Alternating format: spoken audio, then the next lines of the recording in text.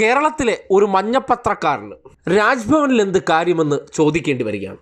അതിന് കാരണം ഈ കാണുന്ന ദൃശ്യമാണ്.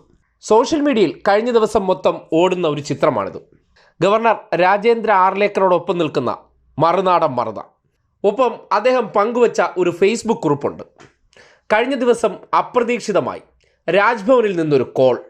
ശ്രീജിത്ത് പണിക്കർ, പോങ്ങുമൂടൻ, KM ഷാജഹാൻ എന്നിവർക്കൊപ്പം ഗവർണറോടൊപ്പം ഉച്ചയൂൺ. വിനയാന്വിതനായ ഗവർണർ രാജേന്ദ്ര ആർലേക്കറുമായി 1.5 മണിക്കൂറോളം ചർച്ച. കേട്ടല്ലോ, 1.5 മണിക്കൂറോളം ചർച്ച. എന്ത് കാര്യത്തിൽ?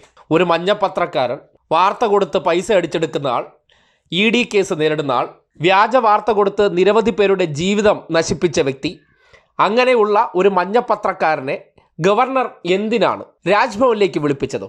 ഒപ്പം ശ്രീജിത്ത് പണിക്കർ. ആരാണ് ശ്രീജിത്ത് പണിക്കർ? സർക്കാരുമായി ബന്ധപ്പെട്ട ഏതെങ്കിലും വ്യക്തിയാണോ?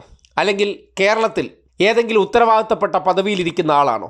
ഏഷ്യാനെറ്റിൻ്റെ വൈകുന്നേരത്തെ ഭജന സംഘത്തിലെ മുഖ്യ തകിലടി തൊഴിലാളിയായിട്ടുള്ള ശ്രീജിത്ത് പണിക്കരെയും വായ്പോയ കോടാലിയായ KM ഷാജഹാനെയൊക്കെ എന്തിനാണ് രാജ്ഭവനിലേക്ക് വിളിച്ചു വരുത്തിയെന്നുള്ള സ്വാഭാവിക ചോദ്യമില്ലേ?